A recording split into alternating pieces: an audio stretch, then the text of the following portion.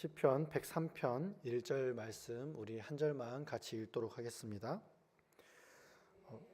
여호와를 송축하라. 내 속에 있는 것들아 다 그의 거룩한 이름을 송축하라. 아멘. 1절만 읽은 이유는 전체를 다 볼 거기 때문에 그렇습니다.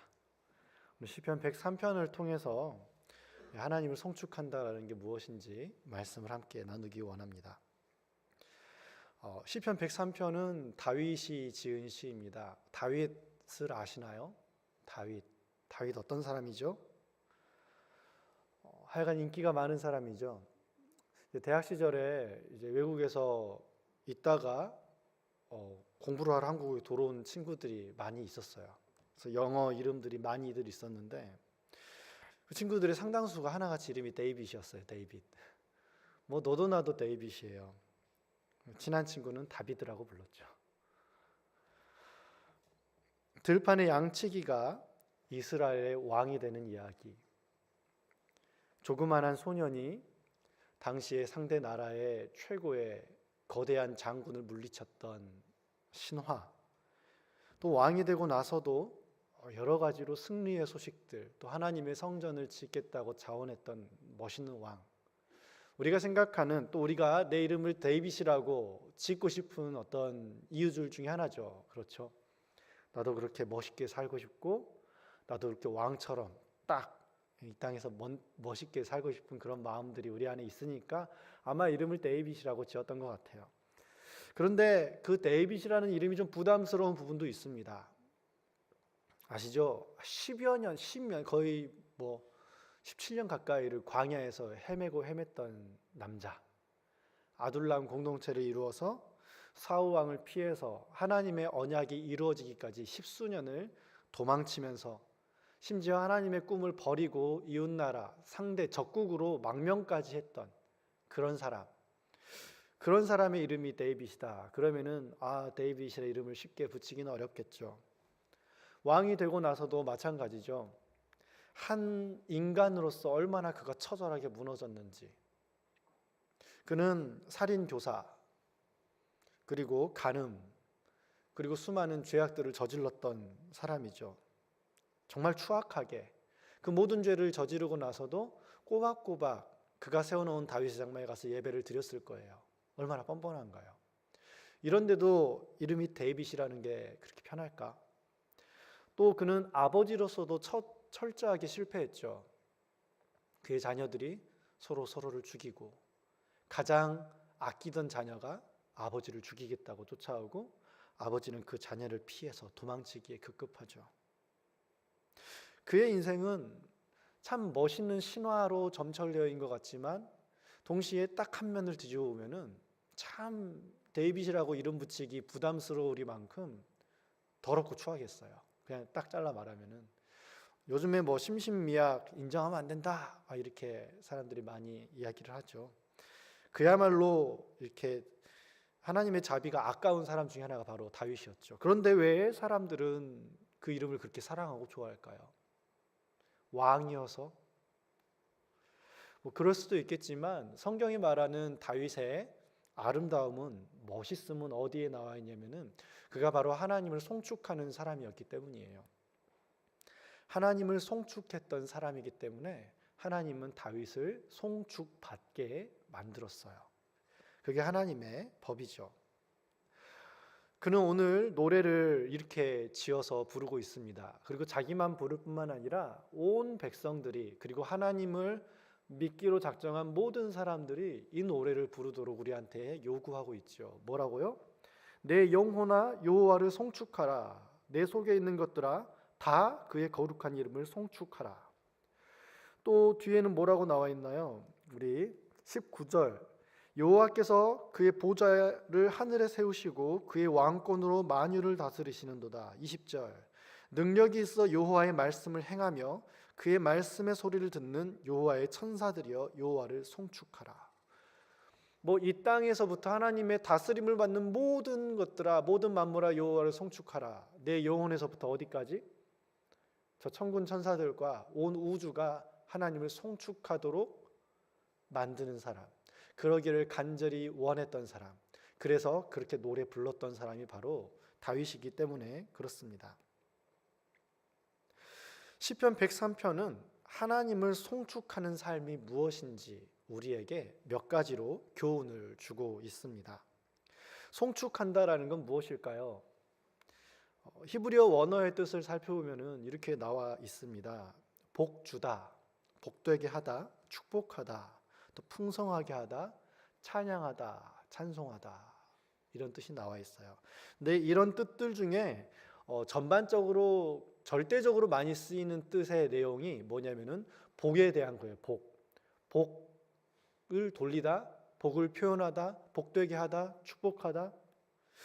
사람이 하나님을 축복할 수 있을까요? 축복, 복을 빌다. 복을 비는 대상이 누구죠? 하나님께 복을 빌어서 그 사람에게 주도록 하는 것이 바로 축복이잖아요. 근데 사람이 과연 하나님을 축복할 수 있을까요? 성경은 그렇다라고 얘기합니다. 왜일까요? 감히 어떻게 우리가 하나님을 축복할 수 있을까요? 성경에서는 하나님을 축복하는 것, 하나님을 복되게 하는 것을 우리한테 명령하고 있어요. 아니, 복은 내가 하나님한테 받는 것이고 하나님한테 받은 복을 이웃한테 나누는 것이 신앙생활의 전부가 아니었나요? 그렇지 않습니다. 성경에서는요, 하나님을 복되게 하는 것이 우리 하나님을 믿는 하나님의 모든 자녀들의 특권이자 의무라고 가르치고 있습니다. 다윗은 하나님을 송축했습니다. 하나님을 복되게 했죠. 그렇다면 하나님을 송축한다라는 것, 하나님을 복되게 한다라는 것은 무엇일까요? 이것을 아는 것이, 그리고 이것을 행하는 것이 우리의 인생으로 하여금 복되게 만드는 중요한 열쇠가 될 것입니다. 우리는 다 넘어질 수 있어요. 다윗, 아까 말씀드렸지만 이름을 데이빗이라고 붙이기에 부담스러울이 많지 참 힘든 사람이었어요. 그런데에도 불구하고 그의 인생이 하나님 앞에 복된 사람이 됐잖아요. 우리의 인생은 어떻습니까? 혹시 넘어진 일들이 있으셨나요? 혹은 누군가의 죄로 인하여서 마음이 무너지고 아프셨나요? 인생의 갈 길을 몰라서 방황하고 계신가요? 깜깜한 미래 앞에 한 걸음을 내어딛기 어려워서 겉으로는 아무렇지도 않은 척하지만 혹시 속으로는 주저주저하며 아파하고 계신가요? 그럴 때 하나님께서 우리에게 말씀하십니다. 내가 너를 복되게 하겠다. 내가 너를 복되게 하고 너가 나를 복되게 하는 그런 관계로 나아가겠다. 내가 너를 그렇게 부르고 있다라고 말씀하십니다. 먼저 하나님을 송축한다라는 것은요, 다윗의 시편 103편 1절에서 이렇게 하나님을 송축하는 것을 먼저 이야기를 꺼내고 있어요. 어떤 이야기로 하나님을 송축하는 것인지 한번 그 내용을 보도록 하겠습니다. 내 영혼아 여호와를 송축하라. 내 속에 있는 것들아 다 그의 거룩한 이름을 송축하라. 자, 내 영혼아 내 속에 있는 것들아, 이것은 시편뿐만 아니라 성경 전체에서 아주 많이 쓰이는 표현 방식이에요. 뭐 어떤 식이냐면은 뭐 이런 거 있잖아요. 하나님께서 인간을 창조하시되 우리가 우리의 모양과 우리의 형상대로, 제가 종종 말씀드리지만 이 모양은 무엇이며 형상은 무엇인가 신학적인 논의를 기피하고 논문을 여러 편 써내고 할 수도 있습니다. 그런 분들도 계시죠. 그러나 그렇게 어렵게 접근할 이유가 전혀 없어요. 평행법 혹은 대구 반복법이라 그래서 하나님을 완전 진짜 제대로 닮았다라는 말을 이 성경적인 히브리적인 표현으로 이렇게 반복해서 표현을 하는 거예요. 오늘 말씀도 마찬가지예요. 내 영혼아 여호와를 송축하라. 내 속에 있는 것들아 다 그의 거룩한 이름을 송축하라. 하나님을 송축하는데 첫 번째로는 내 영혼아라고 표현을 했고, 두 번째로는 내 속에 있는 모든 것들아라고 표현을 했어요. 내 속에 있는 것들아 다, 내 안에 있는 모든 것들아. 내 영혼이 여호와를 송축한다라는 것과 내 안에 있는 모든 것이 여호와를 송축한다라는 것.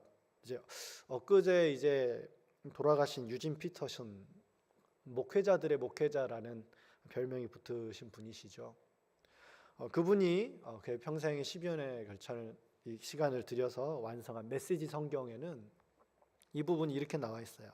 머리부터 발끝까지 여호와를 송축하라. 오늘 앞에 우리가 예배 시작하면서 찬양을 같이 했잖아요. 제가 이 특별 새벽 기도회 때 시작을 하면서 이런 메시지를 한 두어 번 드린 적이 있어요. 찬양은 목소리로만 하는 것이 아닙니다. 찬양은 목소리뿐만 아니라 모든 표정, 손짓, 그리고 몸짓, 성경에서 시편에서 혹은 여러 구절에서 하나님을 찬양하는 모습들이 나와요.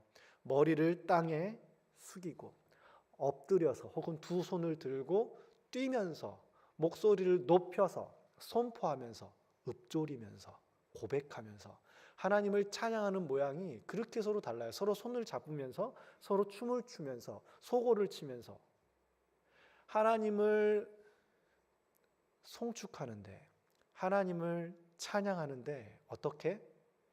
진심으로. 영혼이라는 게 뭐죠? 내 가장 깊은 나로부터 내 모든 것이 여호와를 송축하도록 하는 삶, 그 삶을 사는 게 바로 다윗이었고, 그는 그렇게 우리한테 이야기하고 있는 거죠. 먼저 다윗은 이 1절을 이야기하면서 찬양의 태도를 다루고 있습니다. 우리는 어떤 태도로 송축하고 있나요? 하나님을 송축할 때에 제가 제일 이렇게 전 찬양 인도를 이렇게 하고 있잖아요. 제일 마음이 이렇게 때로는 안타까운 것은 뭐냐면 이렇게 맨 앞에 앉아서 이렇게 찬양을 부르는데 굉장히 뭐랄까 허공을 보면서 이렇게 무표정하게 입만 움직이면서 찬양을 하는 모습을 보면은 제일 안타까워요. 하나님의 인자하심과 거룩하심과 아름다우심과 놀라우심을 찬양하는데 입술은 이렇게 움직이고 있는데 그의 몸짓이나 어떤 표정이나 어떤 눈짓 가운데서도 하나님에 대한 아름다움과 놀라움이 전혀 묻어나오지 않을 때, 그건 정말 안타까운 일 같아요. 다윗은 하나님을 송축하는 우리에게 이렇게 요구하고 있어요. 하나님을 송축하는 법, 하나님을 복되게 하는 것은 머리끝부터 발끝까지 하나님을 찬양하게 하는 것입니다. 이렇게 오늘 앞에 찬양을 부르면서 두 손을 들고서 소리 높여 찬양해, 자리에서 일어나 주님을 송축해, 뭐 이런 가사들이 있었잖아요. 이게 일어나고 싶은데 이렇게 뻘쭘하더라고요. 앞쪽에 앉아가지고. 어떠셨나요? 찬양을 부르실 때. 내가 찬양을 부를 때 하나님이 복되게 여겨지시던가요?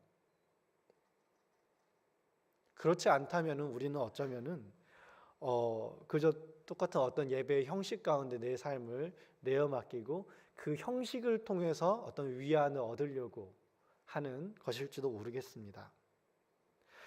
이것은 외적인 표현뿐만이 아니라 내 영혼아 머리끝부터 발끝까지 내 안에 있는 모든 것들아, 저는 이 부분을 이렇게 또 해석을 할 수 있다고 생각을 해요. 내 상처도, 내 고통도, 내 기쁨도, 내 성취도 하나님을 복되게 할 수 있는가? 내 안에 모든 것이 내 영혼까지 하나님을 송축해야 된다면, 하나님을 복되게 해야 된다면 어떻습니까? 내가 가지고 있는 상처가 하나님 앞에 복이 되던가요? 내가 가진 아픔으로 인하여서 하나님이 복되게 되는 경험을 혹시 해보셨나요? 유진 피터슨 또한 이렇게 얘기를 하죠. 우리에게는 상처 입은 치유자가 필요하다. 내 기쁨과 성취가 나를 교만하게 만드는 것이 아니라 하나님을 복되게 만드는 증거로 쓰임받고 있느냐, 이 말이죠. 이 모든 일들이 하나님 앞에 복이 맞습니까? 시편 기자는, 이 다윗은 1절 말씀에서 우리한테 그렇게 도전하고 있어요. 우리는 모두 죄 가운데 살아갑니다. 다윗도 수도 없이 무너졌던 사람이죠. 그는 전 인생에 걸쳐서 무너진 사람이었어요. 많은 사람들이 이게 데이빗 멋있게 생각하시지만 그렇지 않아요. 그는 전 인생에 걸쳐 무너진 사람이었어요. 그렇지만 하나님께서는 이렇게 말씀하십니다. 로마서 5장 20절 말씀, 율법이 들어온 것은 범죄를 더하게 하려 함이라. 그러나 죄가 더한 곳에 은혜가 더욱 넘쳤나니. 그리스도 예수 안에 있으면, 하나님을 믿는 그 믿음 안에 있으면 지금 당장은 너무 고통스럽고 견디기 힘든 문제일 수 있지만 그것이 결국에는 하나님의 은혜를 전파하는 약재료로 쓰임을 받게 될 것이라는 거죠. 죄가 더한 곳에 은혜가 더한다라는 것. 물론 이 은혜를 더하기 위해서 막 죄를 더할 필요는 없어요. 전혀 그렇게 생각하시면 안 됩니다. 그렇지만 하나님의 신비는 바로 여기에 있죠. 어떻게 내 인생이 하나님 앞에 송축할 수 있는 삶이 될 수 있겠느냐? 그것은 바로 내 모든 것이 하나님 앞에서 복이 됩니다. 내게 허락하신 이 모든 삶이 하나님 앞에서 선합니다. 하나님께서 부르시고 그분이 택하셔서 그분의 일을 이루시기 위해서 우리를 부르신 모든 사람들의 삶 가운데 일어나는 일들이 합력하여 선을 이룰 것이라고 로마서 8장에서는 이야기하고 있습니다. 그 뜻대로 부르심을 입은 자, 그 삶이 하나님의 뜻대로 부르심을 입은 삶이 모두 아름답기만 할까요? 모두 완전하기만 할까요? 앞뒤가 착착 아구가 맞아 떨어질까요? 그렇지 않은 경우가 훨씬 많아요. 우리는 잘 알고 있죠. 그러나 하나님은 그 모든 이야기들을 하나님의 간증으로 또 다른 영혼들, 온 우주가 하나님을 송축하도록 만드는 좋은 재료가 되도록 사용하신다라는 거죠. 1절 말씀 앞에 우리는 하나님을 어떻게 다윗이 송축하였는가라는 그의 태도와 마음가짐을 확인할 수 있었습니다. 두 번째로 우리가 2절 말씀을 통해서 알 수 있는 것은 하나님을 송축한다라는 것의 실제적인 내용은 찬양을 많이 부른다를 뛰어넘어서 찬양을 진정으로 온전히 내 모든 것을 다해서 드린다라는 것을 넘어서서 실제적으로 어떻게 하나님이 주신 복을 잊어버리지 않는 것이 하나님을 복되게 하는 것, 하나님을 송축하게 하는 것이라고 얘기합니다. 2절 말씀을 한번 같이 보도록 하겠습니다. 제가 읽겠습니다. 내 영혼아 여호와를 송축하며 그의 모든 은택을 잊지 말지어다. 여호와를 송축하며, 제가 아까 말씀드렸죠. 이거 평행 대꾸하고 있는 거예요. 하나님을 송축한다라는 것이 무엇이다? 그의 모든 은택을 잊지 않는 것이다 라는 말이에요. 이게 시적인 표현이에요. 히브리식 표현이죠. 하나님을 송축한다라는 것이 무엇이라고요? 모든 은택을 잊지 않는 것, 기억하고 기념하고 붙잡고 증거하는 것. 메시지 성경에서는 이것을 이렇게 표현을 하고 있습니다. 복을 잊어버리지 말아라. 하나님이 너에게 주신 모든 복을 잊지 말아라. 하나님이 나한테 주신 복을 잊지 않기 위해서는 어떻게 해야 될까요? 하나님한테 내가 복을 받았어요. 그러면 그 복을 안 잊어버리려면 우리는 어떻게 해야 될까요? 자, 1번 꽁꽁 감춰둔다. 하나님 나한테 복을 주셨어요. 그래서 꽁꽁 감춰놔요. 나만 알고 있어요. 그러면은 잊어버리지 않게 될까요? 아니죠. 하나님이 나한테 주신 복은 간증하고 나누어야지 잊어버리지 않아요. 간증하고 잊어버리지 않는다라는 건 두 가지로 표현을 할 수가 있어요. 간증한다라는 것은 하나님이 내게 주신 그 복을 내가 이렇게 죽을 수밖에 없는, 복을 받을 수도 없는, 혹은 하나님이 복을 주셨어도 그것을 복이라고 깨달을 수조차 없는 참 무지하고 바보 같고 어리석은 사람이었는데, 이런 나에게 하나님이, 내가 이렇게 하나님의 말씀을 믿고 순종하며 걸어갔더니 이렇게 복으로, 은혜로 바꿔주셨다. 내 삶의 깊은 상처와 어두움과 고통을 하나님 앞에 믿음으로 내어드리고, 다른 사람들은, 믿음이 없는 사람들은 나는 이런 어려움이 있어서 못해요, 이런 상처가 있어서 못해요, 나는 이것 때문에, 트라우마 때문에 아무것도 못해요 라고 뒤로 물러가고 하나님으로부터 뒤돌아설 때에 하나님의 은혜를 받고, 하나님 이 상처로 인해서 내가 같은 상처를 가진 사람들에게 나아가겠습니다. 하나님, 내가 이렇게 무너졌지만, 다윗이 그의 시편 51편 그의 죄를 고백하고 하나님 앞에 회개하면서 뭐라 그러죠? 주님, 나에게 은혜를 주십시오. 나에게 아버지의 도를 가르쳐 주십시오. 그러면 내가 다른 범죄한 사람들한테 이 모든 은총, 은혜, 하나님의 도를 가르치겠나이다 라고 표현을 해요. 하나님이 주신 복을 우리가 잊지 않으려면요, 내게 주신 복을 가지고 전달해야 돼요. 증거해야 돼요. 복음도 마찬가지예요. 내가 이 복음을 내 삶 가운데서 잊어버리지 않으려면, 하나님이 내게 주신 그 첫사랑의 은혜를 잊어버리지 않으려면은 복음을 전파해야 돼요.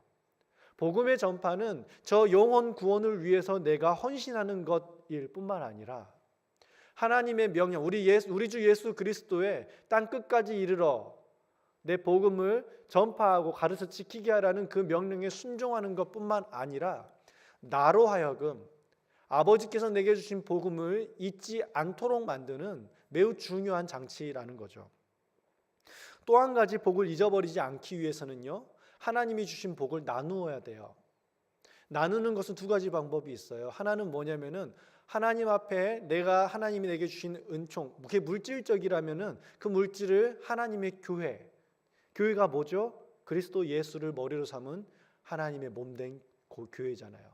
예수 그리스도의 몸이잖아요. 우리 예수님께서 피값 주고 사신 은혜의 공동체잖아요.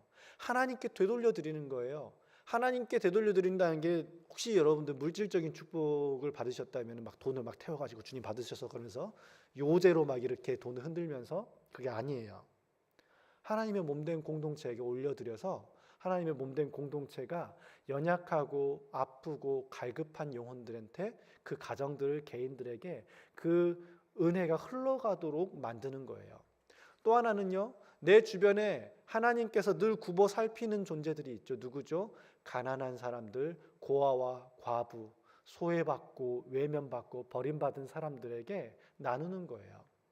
이 두 가지, 그게 단지 물질뿐일까요? 내 정성, 하다못해 내 반찬, 하다못해 내가 가지고 있는 빵 한 조각이라도, 그것들이 이거 하나님의 은혜구나, 난 이걸 정말 가질 수 있는 자격과 능력이 없었는데도 불구하고 하나님이 허락하셨구나. 나만 가지고 있어야지? 아니요. 잊지 않고 기억하기 위해서는 나눠야 돼요. 다윗은 그래서 시편을 지었어요. 다윗은 그래서 이 노래를 불렀어요. 그리고 저들도 이 노래를 부르도록 그는 왕으로서 자기의 직임을 다했어요. 비록 무너졌지만 하나님 앞에 회개하고 다시 일어섰죠. 우리도 마찬가지예요. 여러분들께서 부름받은 그곳에서 하나님께서 나한테 주신 복을 적극적으로 우리는 나누고 보답해야 돼요. 이것이 하나님을 복되게 하는 것, 이것이 하나님을 송축하게 하는 거예요. 그리고 우리가 이렇게 살아갈 때 세상은 무엇을 보게 되죠? 하나님 믿으면 저렇게 복스럽게 살 수 있구나. 오늘 말씀에서 보면은요, 22절 말씀, 이 시편 103편을 마치는 다윗의 고백을 한번 같이 봅시다.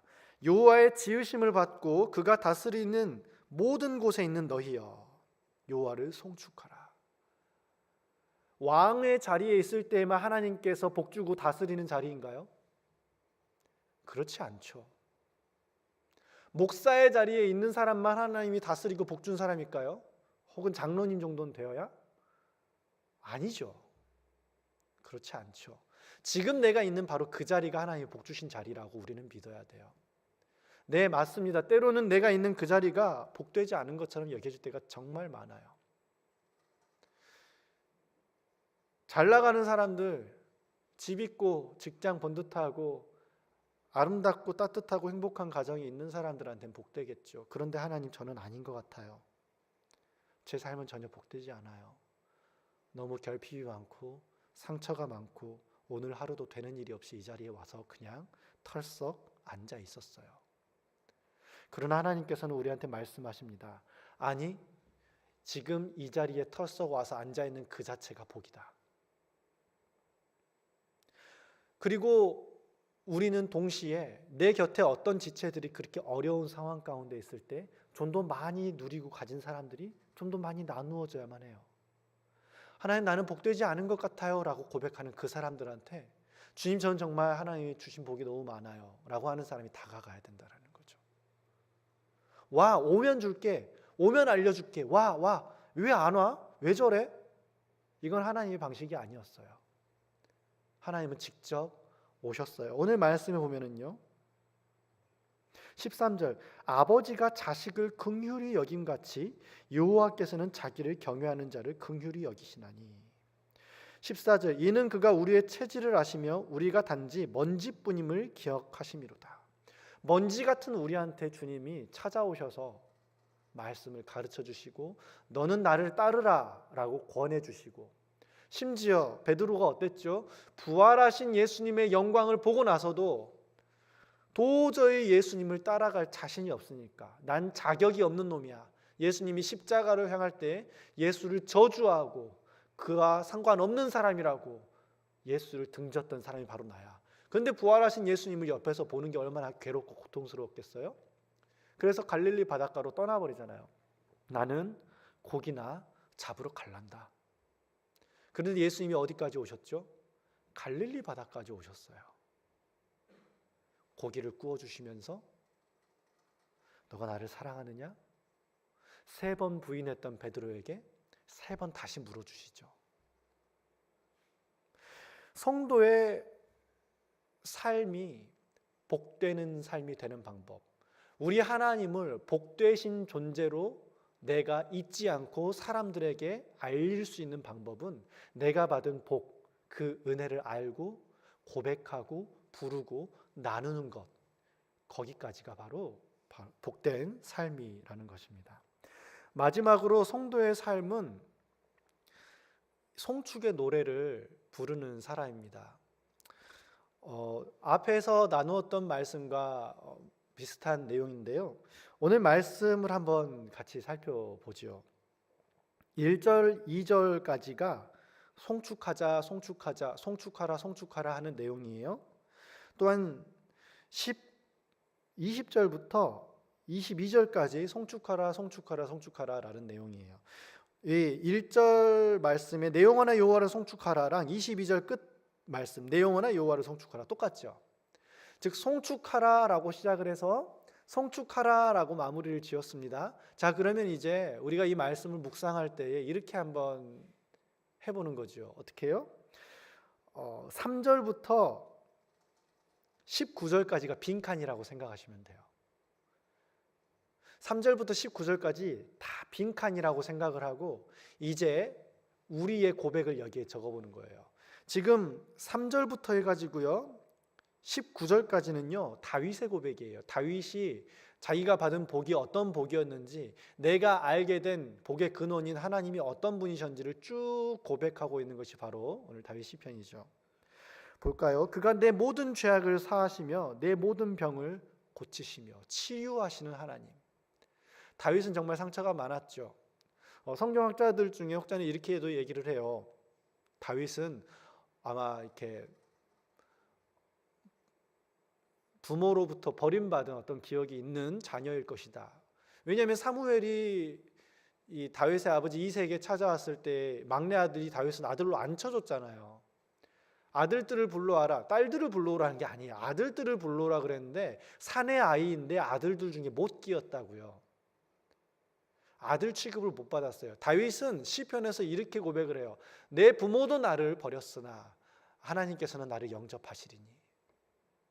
그는 태어나면서부터 가정 안에서 상처가 있었고, 혹은 그의 인생이 역전해서 골리앗을 이기고 뭔가 멋있게 좀 풀어질 줄 알았는데 10여 년 넘게 꿈이 다 산산이 부서질 때까지 광야를 헤매야만 했고, 왕이 되고 나서도 인간적으로 무너지고 또 무너지고 또 무너지고, 어쩌면 정말 상처가 많은 사람일 수 있어요.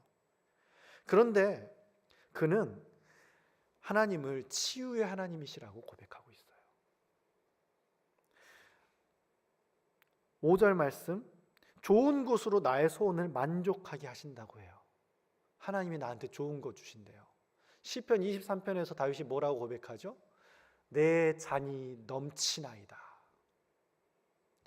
내 잔이 넘친다라는 것을 조금 더 실제적으로 표현을 하자면요, 이 포도주는 이 성경에서 기쁨을 의미해요. 여러 가지 이제 음료의 의미들이 있지만 특히 포도즙은 하나님의 기쁨을 상징을 해요. 하나님이 예수 그리스도께서 다윗에게 이 포도주를 붓는데, 잔에다가 붓는데 넘쳐요. 어떻게 해요? 아버지로부터 오는 기쁨이 차고 넘친다라고 표현을 해요. 그의 인생이 그렇게 수많은 상처와 무너짐으로 얼룩졌는데도 그의 고백은 여호와는 나의 목자시고 나를 지키시고 건지시는 하나님이시며 내 잔이 넘친다라고 표현을 하죠. 뭐 그 뒤에 이야기는 뭐 쭉 뭐 살펴볼 것도 없어요. 너무너무 귀한 고백들이 이 자리에 있어요. 인생은 풀과 같고 바람 휙 불면은 어디에 피었었는지도 모르는 나 같은 인생에게도 주님이 은혜를 베푸셨도다. 이렇게 우리는 이 부분을 묵상을 할 수가 있죠. 만약에 저는 아직 자녀가 없지만 여기 자녀를 두신 분들이 많으시잖아요.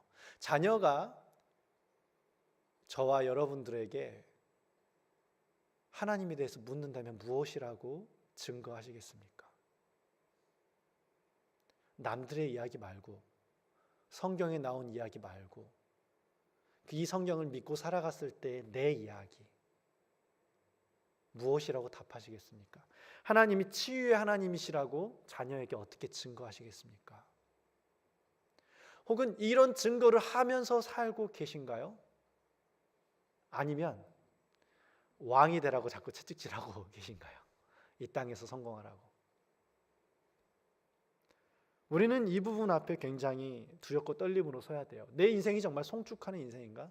내 가정이 하나님을 송축하는 가정을 내가 이루어가고 있는가? 아니면 그저 좋은 목사님한테, 전도사님한테 아이들의 신앙을 다 떠맡겨버리고 알아서 되겠지, 그렇게 혹시 기다리고 계시는 건지. 우리는 매주 우리 사역자들이 패밀리 타임이라는 걸 씁니다. 패밀리 타임 쓰는 게 쉽지가 않아요. 이 패밀리 타임을 통해서 하나님의 간증을 나눌 수 있는 기회가 되었으면 좋겠어요.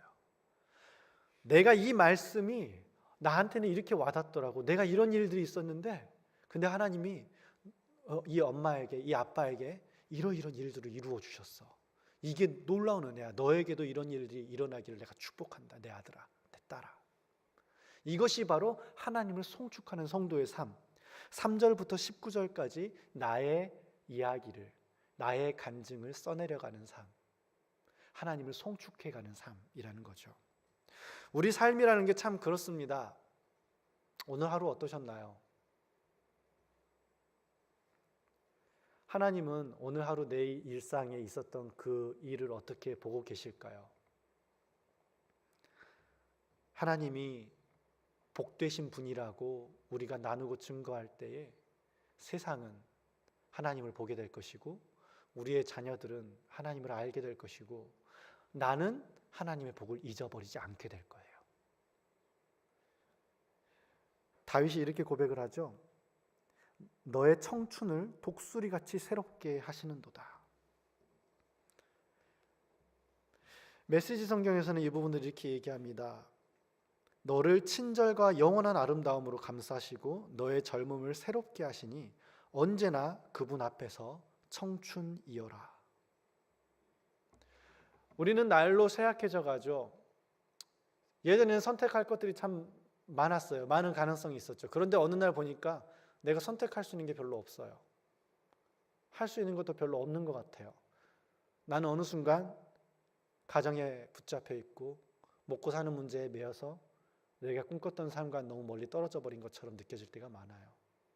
그래서 인생이 공허하게 느껴질 때도 많고 감사가 사라져 버리고 나의 삶은 푸석푸석한 모래밭처럼 여겨질 때가 많죠.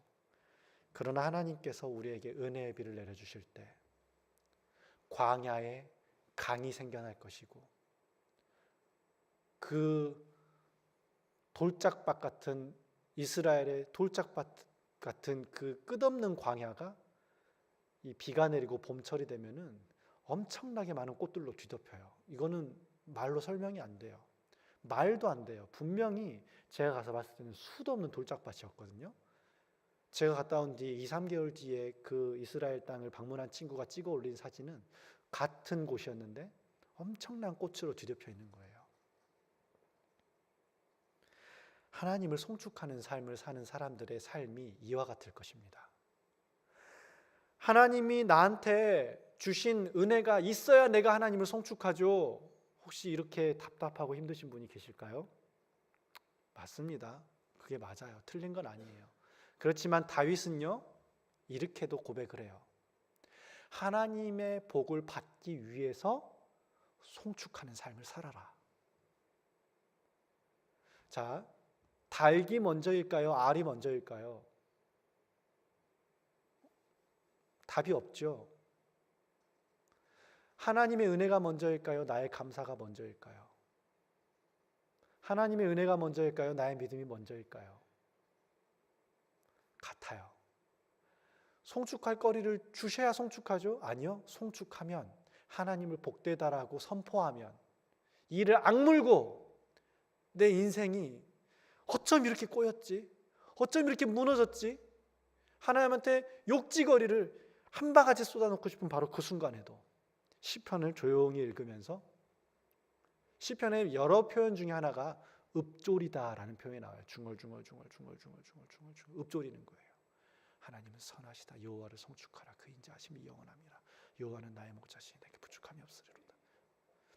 중얼중얼 말씀을 읊조리면서 하나님을 붙잡고 나아가고 하나님을 송축할 때에 우리 삶에 놀라운 기적과 반전이 찾아올 것을 저는 경험했고, 또한 우리는 경험하고 있습니다.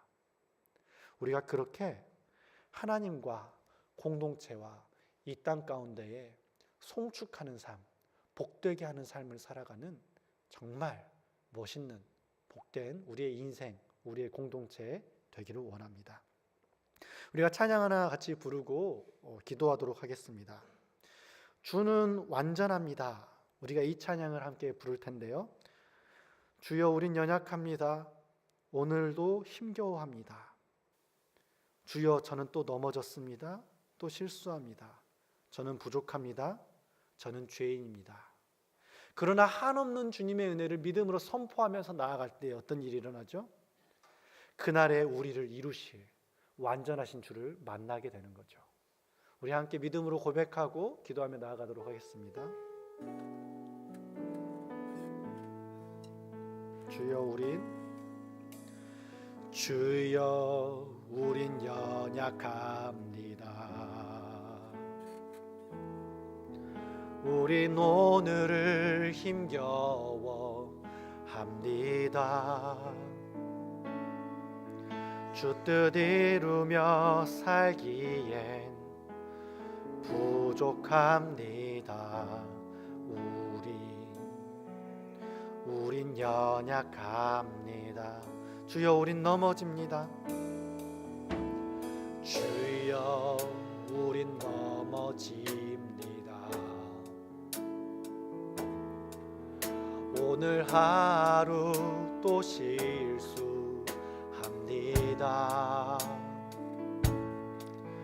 주의 긍휼을 구하는 죄인입니다. 주만 바라봅니다. 아멘. 우리 한없는 주님의 은혜를 송축합니다. 한없는 주님의 은혜 온 세상 위에 넘칩니다. 가릴 수 없는 주 영광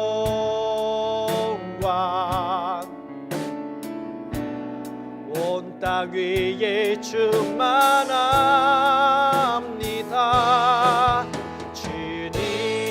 주님만이 길이오니 우린 그 길 따라갑니다.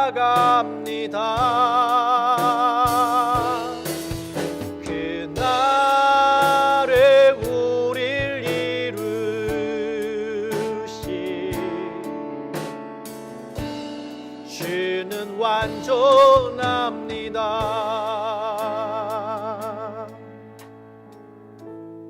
여호와의 지으심을 받고 그가 다스리시는 모든 곳에 있는 너희여, 여호와를 송축하라.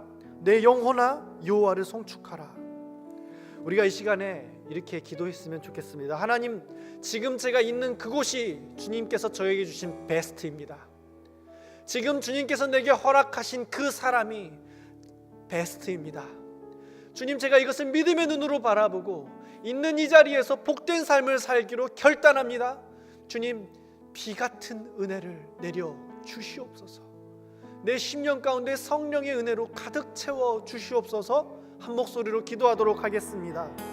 하나님 아버지, 우리가 예수를 믿는다라고 하면서 하나님 아버지를 우리의 주권자라고 하나님 아버지께서 다스리는 주라고 고백하면서도 우리 삶에는 얼마나 많은 불평과 원망과 무기력함으로 접촉되어져 있는지 모릅니다. 오 주님, 그러나 이 시간에 다시 한번 고백합니다. 지금 이 자리가 주님께서 내게 주신 복된 자리임을 믿음으로 고백합니다. 주님, 제가 다 이해할 수 없고 제가 다 받아들일 수도 없고 제가 다 용납할 수도 없는 삶의 고난과 어려움 앞에 신음하며 쓰러져 있을 때에 주님, 그 작은 심령 한 사람 한 사람에게 다가서는 우리의 공동체, 나의 복된 삶이 되게 하여 주시옵소서. 하나님께서 얼마나 복되시고 우리 주님께서 내 인생에 어떤 복을 허락하셨는지 언제나 증거하면서 잊어버리지 않는 삶을 살기를 원합니다. 하나님 아버지, 또한 이 자리에서 멈춰서지 않고 더욱더 적극적으로 주님의 복을 증거하면서 나누며 살아가는 삶이 되게 하여 주시옵소서. 주님, 내가 가진 상황들, 내가 가진 것들, 내가 허락된 그 모든 어려움들에만 눈을 두는 것이 아니라 이 땅 가득 덮는 하나님 아버지의 은혜, 이 땅 모든 구석구석 한 영혼 한 영혼 티끌먼지 같은 우리의 영혼 가운데 찾아오셔서 다스리시고 말씀하시며 인도하신 하나님을 바라보게 하여 주시옵소서. 주님을 갈망합니다. 주님의 은혜를 갈망하며 복되신 주님을 오늘도 선포하며 나누며 나가기를 원합니다. 주여, 우리로 하여금 복된 삶을 살게 하여 주시옵소서. 하나님 아버지, 우리도 하나님을 찬양하는 것을 포기하지 않겠습니다. 하나님 아버지, 내 가족과 주변 공동체 가운데 크든 작든 내가 믿는 하나님의 복을 나누고 감사를 표현하고 헌신하는 그런 삶을 살겠습니다. 하나님 아버지, 또한 내 인생이 주님 앞에 쓰여지는 시편이 되기를 간절히 구합니다. 나도 부르고 온 백성이 부르고 하나님을 믿는 모든 백성들이 이제 이 시편을 암송하게 되었던 다윗이 하나님 앞에 복된 삶이라고 칭함받았던 것처럼 내 삶에 어떤 죄가 있을지라도 어떤 상처의 골짜기가 있을지라도 주님, 우리를 저를 붙들어 주셔서 주님의 복의 통로로 삼아 주시옵소서. 주님의 은혜를 기다릴 뿐만 아니라 은혜를 향하여서 적극적으로 머리끝에서 발끝까지 송축하며 살아갈 수 있도록 은혜를 베풀어 주시옵소서. 그렇게 이루실 주님을 찬양하고 신뢰합니다. 이제는 우리 주 예수 그리스도의 은혜와 하나님 아버지의 한없는 사랑하심과 성령 하나님의 감화 교통하게 하심이 복된 삶을 살기로 결단하며 내 하나님이 복되시다라고 선포하는 모든 심령들 머리 위에 이제로부터 영원토록 함께 있을지어다. 아멘.